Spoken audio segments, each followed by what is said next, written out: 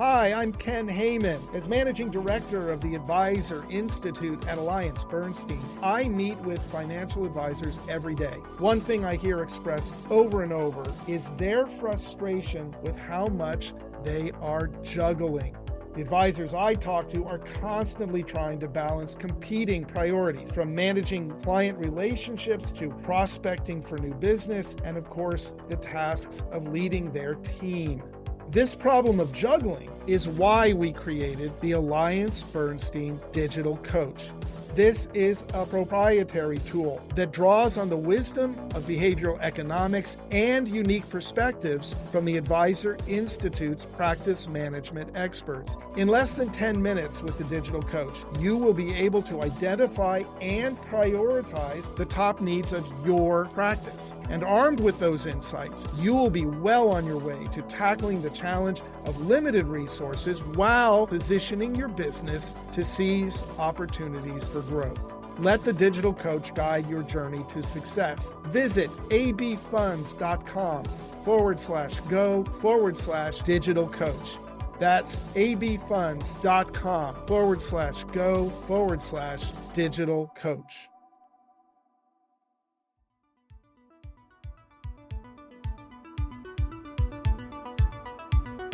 Welcome back to Secrets of Successful Advisors with Ken Heyman. I'm Ken Heyman, and again today we're going to change things up. I have invited my friend and colleague Alex Kirby from Total Family back, and we're going to continue our conversation on legacy as a portion or part of an advisor's standard of care. Join me and Alex for what I think will be a surprising and enjoyable conversation. Today, I'm joined again by my friend and colleague, Alex Kirby from Total Family. Alex, thanks for stopping by. Thank you. Last time we chatted, we explored the concept of legacy as the missing link for many advisors' practices. I would propose most advisors' practices. And I think we took a few steps toward really understanding what you mean by legacy and the work that you do at Total Family. Let's go a little more granular here. A lot of advisors are interested in this topic, and yet they're not really sure how to think about it as part of their practice. You know, they have been exposed maybe a little bit to one of those high touch level 3 services with all the meetings and consultations and governance guidance and things. And I think advisors can start to feel kind of intimidated by what legacy work actually should look like. This is where you live. This is something that you're really trying to make accessible to advisors. Could you talk a little bit about how you think an advisor should think about legacy as part of their conversations with clients? How advisors put this into their, I don't know the right words, workflow client experience is probably one of the biggest mental hurdles or questions that we'll get over and over. And I think the way to think about legacy is the same way that you would implement it in your own life is how an advisor might start to implement it into their client experience, which is to say incrementally, a little bit at a time, getting comfortable as they hit the milestones of doing this and figuring out what works, because there's no perfect way to do it. And you've worked with enough advisors that you know how different all these models are around the country when you're dealing with various advisors, depending on are they working with a small group of clients that are ultra high net worth, or lots of households that are in one family, or 400 different unique families? You know, there's not going to be one size fits all, but I do think it's an incremental process. And we tend to think of, you know, when you're putting legacy in, there's really 3 ways that we're thinking about putting it into your workflow. The first thing is, when you're talking about legacy, just think of it as a line item in your agenda. So just in your normal meetings with clients, your quarterly check-ins, your annual meetings, however you're interacting with your clients, just like you might have I've seen a lot of advisors have like a general updates as the first agenda item or something like that. And then there's insurance, and then there's brokerage, and then there's this, or, you know, whatever your general items are. Legacy can just be one of them. And that can be in a client that's already enrolled. That can be talking about values. That can be talking about their family history. It can be talking about anything basically that is non-financial. right? That's a great place to start with this. So let's dig into that just a little bit more. So when I advise advisors about how to think about curating experiences for clients, and I very much think that an advisor's job is to create intentional experiences that provide resourcing, either emotional or cognitive resourcing to the client at their point of need. And so when I think about the advisor deciding what to say, I think about that annual review, and in my annual review, there's multiple steps that cover different parts of the relationship. If legacy has become part of the vernacular or vocabulary of the advisor, then in that review, there's an opportunity to talk about legacy as the client is experience it. Maybe they've done a couple of the exercises in Total Family. Maybe they're still thinking about starting doing those exercises. Maybe the issue of legacy is in the early stages of emerging. I also Yeah. think about the idea of the advisor saying, hey, look, at this age, most of my clients start thinking about and we start talking about legacy. Maybe this is a 55-year-old client that the advisor can introduce this idea to. And obviously, Total Family provides a framework that the advisor can offer to the client to do some of the steps and the work of bringing clarity to their thinking. But I think what you're saying here is really important, that the advisor can make legacy a very approachable experience to add to things like updating you on geopolitics, or updating you on the economics, or updating you on your financial plan,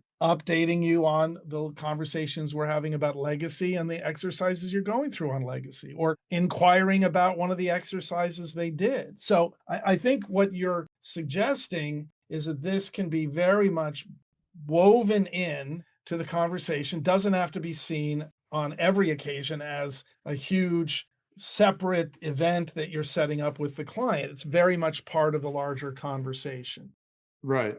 Yeah, the advisor just having the word legacy on an agenda is going to make the client think about it, and the first question can just be, how do you think about legacy? And the client's answer might be, I don't think about legacy whatsoever, nor do I care. And it's like, okay, that's totally fine. That's great. But I think more often than not, you're going to be really surprised as an advisor where that conversation goes, how often it's on people's minds. Unlike, the Fed interest rate and earnings and things like that, you're not really competing with anyone in this topic, right?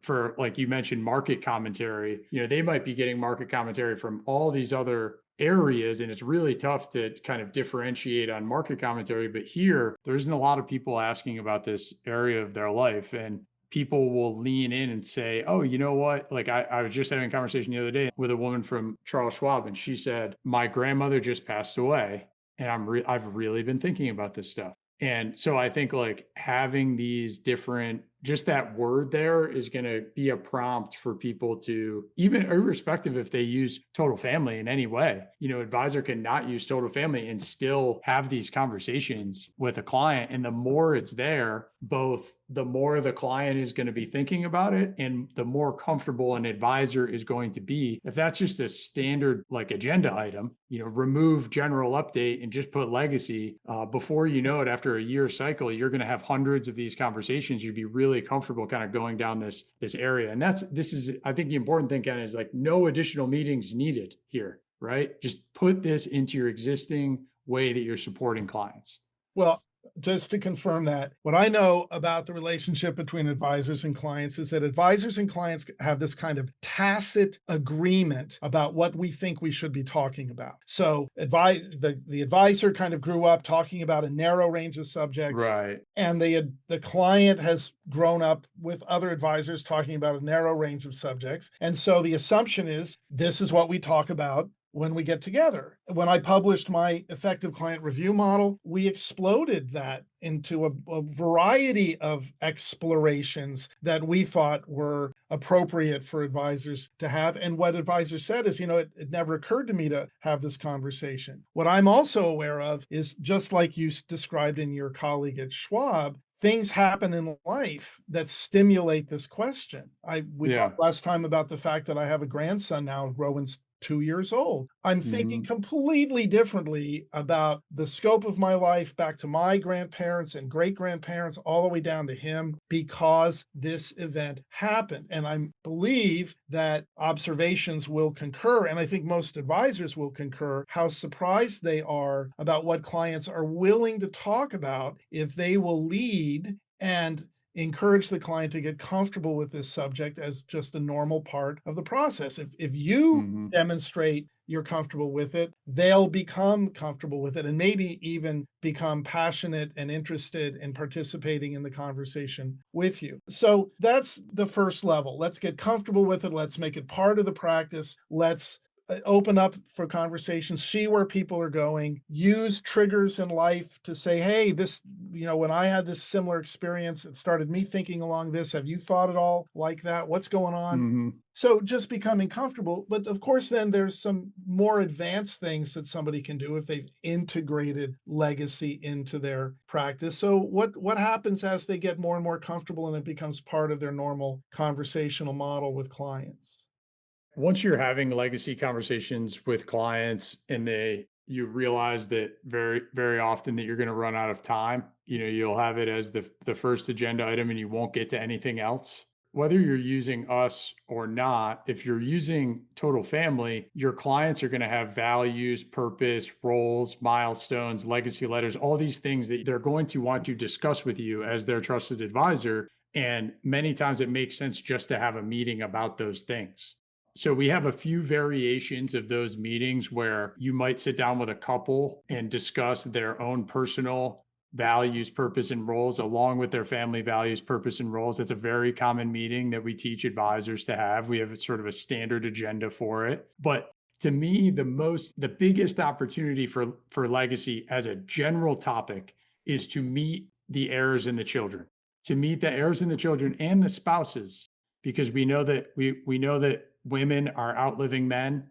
This has been happening, I don't know, probably forever. And it's going to continue to happen. So many advisors don't have the strong relationship with the female spouses. Many advisors have a much stronger relationship with the male spouse, typically the patriarch. Maybe if you're only talking about Fed interest rates, the spouse who's not as financially savvy sort of opted out of these meetings a long time ago. But this topic of legacy is an opportunity to re-engage that person and then eventually re-engage the children. And you can have a multi-generational meeting where you're talking about legacy. And this is not a meeting where you're discussing who's getting what amount of money and inheritance and all these things. You are talking about, again, all the non financial components of legacy. And that is an extra meeting for the advisor, but many times that will be the advisor's first time having a really in-depth conversation with the heirs or the spouse or other people around the family. And so that's a really cool opportunity for advisors to get to that point, because that's such a value add meeting. You're creating an experience that they're not going to get anywhere else. One of my colleagues who works in practice management along with me talks about the effective client review or the annual client review eventually becoming like Groundhog Day, that movie with Mm, Bill Murray, where it's the same meeting year after year. 10 years ago, we realized we were going to be fine. We're going through the motions. And the advisor begins to struggle with what's my relevancy, what am I providing to this family. The family actually can start saying, look, everything's doing fine, why are we writing you this big check for the fee every year? right. And in that situation, in that scenario, obviously raising the issue of legacy, using an age trigger, clients in my practice, when they turn 60, we start having conversations about this because most people start thinking about this at this age. Well, you are adding another meeting, but there's probably no more meaningful and emotionally engaging meeting than you can have than to have the husband and the wife who, as you suggested, maybe checked out because the conversations weren't of interest, but now having a conversation that's of incredible, perhaps even ultimate importance and significance, then extending to that next generation. There's not an advisor listening to us who isn't thinking, boy, yeah, if I was able to do that, I could begin to build that relationship with the next gen. But it is going to require becoming familiar with some of the terminology, maybe learning a little bit about how to navigate these meetings, and setting aside the time and the importance of introducing the idea and navigating the meetings and suggesting that the meeting happens. I think ultimately, though, Alex, when a family is fully engaged with this aspect of legacy, it's more than just a conversation with the advisor. There's something that happens and needs to happen within the family itself across multiple generations that the advisor can suggest, maybe facilitate a little bit, really, however, becomes part of the family's work to be done that maybe the advisor helps educate them about. Can you say a little bit more about family meetings and the vision you have for that with Total Family? We love to quote Jay Hughes, who's been doing this work for many decades before us. And a quote from his book, Complete Family Wealth, is: "It is not an exaggeration to say that every family that succeeds over multiple generations makes some use of family meetings." So now we have level one was sort of, I don't want to over level people, or maybe step one here was just simply introducing this in your existing meetings. Step two would be the advisor facilitating some meetings specifically around legacy. And then step three is introducing the family to the idea of family meetings and empowering them to have them. The things that we really want advisors to know here is it's not their job to facilitate family meetings. It's not their job to order catering, pick a location, pick an agenda, decide who's speaking. That isn't their job in the way that we think about family meetings. The family meetings should be led by the leaders of the family. It should be owned by the leaders of the family. But the thing that the advisor can do is to educate families about how to do these really well. There might be a place for an advisor on the agenda, right? This isn't to say the advisor isn't involved whatsoever in a meeting like this, but getting families to have these meetings and you being the stimulus that created that is a really powerful role for the advisor to play. I think the family meeting, sometimes there's like the trope of the dad in the living room, we're having a family meeting. I took a new job. We're moving to, Cincinnati or whatever. And all that stuff is okay. But the fact of the matter is that like a family is a social system. It operates as a group of people trying to do something together, small or large, could be just two people. And just like any team that never had a meeting, like whether it's a football team, whether it's a business, whether it's a unit in a business. Have you guys ever had a meeting? No, we've never had any meetings. We've just, been working together now for 40 years. We've never met about anything. It's like you can obviously over meet in the business world, which happens sometimes, but families largely are under meeting. And as an advisor, just to say, hey, you know what? Some really successful families have been doing is once a year, they go away for a day and half of the day is fun and half of the day is talking about some family stuff that's going on. And they do that every year on this specific date. And I'd love to help you start that because you told me it's really hard with your kids being grown and gone and living, that it's really hard for everyone to get together. And, Thanksgiving is chaotic, blah, blah, blah. You know where I'm going with this. Like, that's a really powerful thing for an advisor to introduce, and just knowing in the back of their brain that this isn't going to be their responsibility. This is ultimately going to be the responsibility of the family. But family meetings are really, really powerful tool for advisors to encourage their clients to use. Well, this is exciting to talk about, Alex, for a variety of reasons. I think the concept of the family meeting really resonates with visionary advisors who realize that families often have a need to do this, but have never really understood how to help them make that happen. I think the key that I was first struck by in what you just said in that last paragraph of comments was how it liberates the advisor not to have to feel intimidated about the complexity and the psychology of a family meeting. And oh my goodness, I have to facilitate something. And what if people get upset with each other? And I'm not a therapist. And oh my goodness, you start to feel like, oh, keep that at arm's length. What are we doing here? What kind of Pandora's box are we opening up? It's not that at all. That's the fascinating thing about the total family approach. What you've authored here is that it enables the advisor to have a significantly meaningful facilitator role, but the work is done by the family. And by the advisor simply paying attention to it, supporting it, encouraging it, being curious about it, inviting them to think about having a family meeting, maybe educating them a little bit or lending them some of the total family resources about that. The next thing you know, the family catches it and says, you know what, let's do this. And I will suggest that, a lot of folks know that I was a psychotherapist for 20 years earlier in my career. The family that's unable to talk with each other and has too much either history or wounds or just too many negative attributes is not going to motivate grow toward that meeting. The whole concept will be like, ooh, that doesn't feel good to us. But lots and lots of families, when given the opportunity to consider it, would find that to be exactly what they needed. That's exactly Yeah. what we need. When Rowan's 5 or 6, maybe 8, and we're starting to see the generational dynamics emerge, I'll be getting older. His mom will be getting older. He'll start being a participant. What an incredible opportunity for us to provide resources and support and encouragement and a vision of the future and connect everybody together on those things. What a tremendously supportive thing to do. It really seems to me that the whole destination of the total family experience is to bring a family to the place where if they have the emotional resources, they really can pursue this and do it in a way that is organized and facilitated, but really owned by them. Yeah, it has to be owned by them. If you can't talk about the little things, it's very hard to talk about the big ones, as you know. And I think if you think about, maybe we'll use you as an example again, things appear we're in a good phase of life right now, right? We're all in a good spot.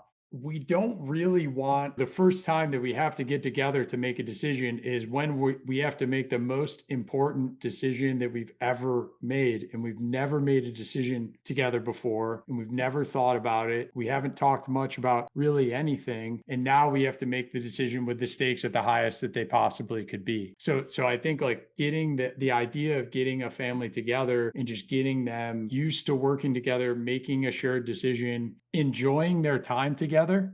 These meetings, we say that the goal of the first family meeting is to have for everyone to want to have another one. And so to me, it shouldn't even look like a meeting that is you see in corporate America, no PowerPoints, not in a conference room, no one's wearing suits. We heard of a family that loved movies, that they did like a half day exercise of everyone ranking is like 2 hours, but their top 5 Tom Hanks movies and then making cases for the top 5 Tom Hanks movies.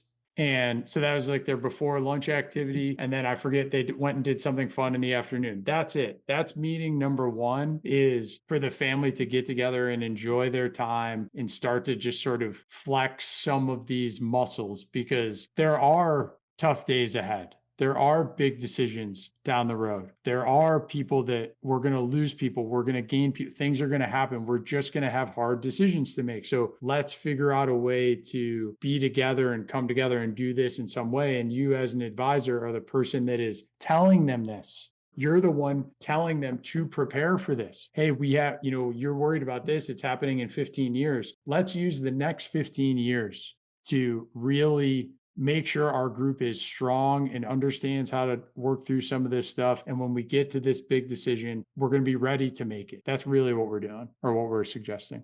And I'm thinking about the typical families who are not doing this intentionally, and yet there's still this instinct to get together. Most families, not all, but most families have some kind of rituals associated with various holidays. And of course, both my kids have grown up and started their own families, so we continue to try to find ways of honoring those holidays. But the holidays then become caught up in the logistics of the holiday and the travel, and then the meal prep, which is almost always part of it. You think about Christmas or Thanksgiving or Easter, whatever, July, 4th and the family barbecue. But it's this desire to get together, and the holiday becomes the reason for it. But to your point, and I think brilliantly introduced here, for every family, there's going to have to be these challenging decisions at some point, Yeah, and at some point. multiple points in time, actually. And if your intention and your wish is for the children, your grandchildren, your great grandchildren to have a sense of connectedness to the family,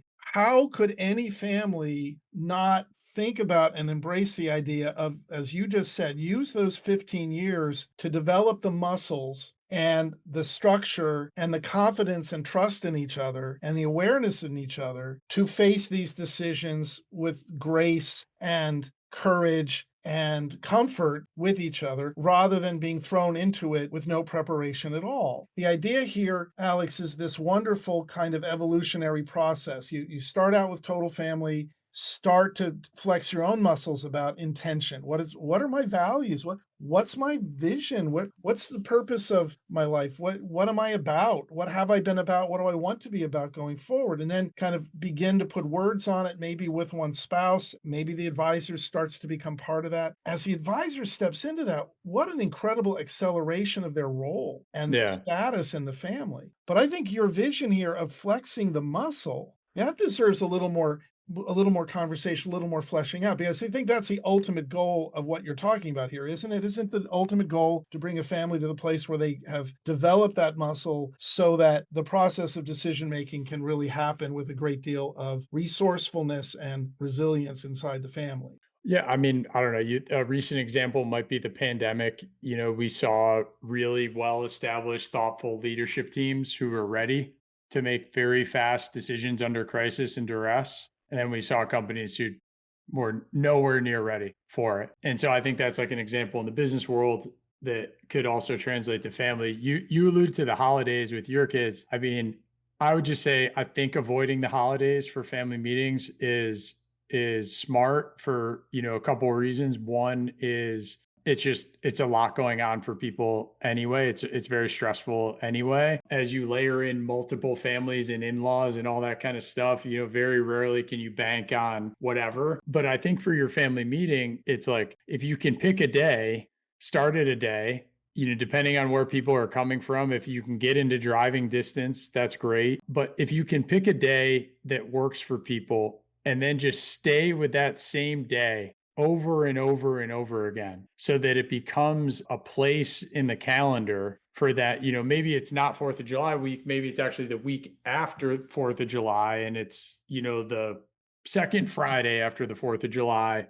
I know for the rest of time that I need to make sure that that Friday I can be in this place with my family. And we're going there. It's a sacred place in our calendar. And now anytime someone asks me to do something, oh no, that's when we do our annual family meeting, right? And there's a ton to get into here with like who attends and all that kind of stuff. But I think you start small, you work up to it, both in the duration of the meeting and the people that are attending the meeting. And I think avoiding the holidays is probably a good idea. I think you're right, Alex, because doing one of these meetings on the holiday confuses the agenda. We're here Right. for Thanksgiving, but we're also here to do the family meeting. What you're really talking about is establishing a quote unquote holiday for the family to be about the family's business and vision and purpose and the sense Yeah. of its connectivity into the future and the sense of, I love the metaphor, developing the muscles of Yeah. decision making, making And you can small call decisions. it Yes. a legacy retreat. You can call it the family symposium. You can call it whatever you want to call it. And all these things should actually be like fun and creative and involve everyone and all that kind of stuff. And the muscle analogy will probably work when you're explaining to people why we're doing it. Because if you try to call a meeting, everyone's going to be like, are you sick? Ken, are you sick? What's going on? And it's like, no, I'm not. But, one day I might be, and life is going to throw us curveballs. And I want to make sure that we're all staying connected in some way. By the way, if you're a patriarch or matriarch, like you got to pick up the tab. Like you can't make people pay their own way. Too, you can't invite your kids to dinner and then ask them to pay, like they're going to stop coming to dinner with you. So and that's going to be different for every family's level of wealth and stuff like that. But I view that as an investment in your relationships. When you buy dinner for your kids and their spouses, you're investing in your relationship with your kids. That's how you should think about it. And you'll never regret picking up another dinner bill. Just think about it as investing in your relationships. Like this is an investment in your family, that the thousands of dollars you're going to spend to rent the room or buy the plane tickets or buy the dinner or whatever. It's not a cost. It is an investment in your relationships and everyone's ability to make shared decisions. Well, I think the most important thing you've said in this meeting was said in that metaphor, developing the muscles, making small decisions now because big, hard decisions will eventually be something we have to do. But you've also set up an interesting dynamic here. And I'm just thinking about it as you were reflecting on if you're the patriarch, you foot the bill for this. You set that comment up by saying, Ken, if you were to propose it to your family, everybody's going to be like, what? Dad, are you sick? Why are we doing this? And the first time you set it up, that is going to be the sense of the family. You're changing the patterns of the family and you're Yep. doing something intentional. What a fantastic gift for a patriarch or the matriarch or the couple, the originators of the wealth, to what a wonderful contribution to make to the family. What a wonderful act of leadership to say to the family, hey, we've been talking about this, we've been thinking about this, we've been talking with our advisor about this, we think this would be a good idea for the family, we'd like to propose the following, we'd like it to look this way, this is something that I think would be good for us all to do, all in the spirit of developing that muscle. What a tremendous act of leadership and gift to the family for the patriarch and the matriarch to do. Well, let me take it one Mm. step further. What an incredible gift and what an incredible act of leadership for the advisor to suggest to the family, look, this might be something you could consider. This might be something Yeah. of value to you. This is a process we could help you design. I have resources here that I can make available to you. What an incredible act of grace and generosity and support for the advisor to say, this is something we think will be very helpful for the family and the members of the family for years and years and years to come. For the advisor to be in that role with this family, again, the implication here is you're never going to be replaced. You couldn't possibly be replaced because Yeah. you're so central to the way the family's navigating the decisions of their life. I think the vision of this, Alex, is just marvelous. And it does seem like it's something that Total Family enables the advisor to do without the advisor having to take the whole burden of the responsibility on themselves. Yeah, they always say that the number one question that advisors get or tell us they get is what are other successful families doing, right? That's what people want to know.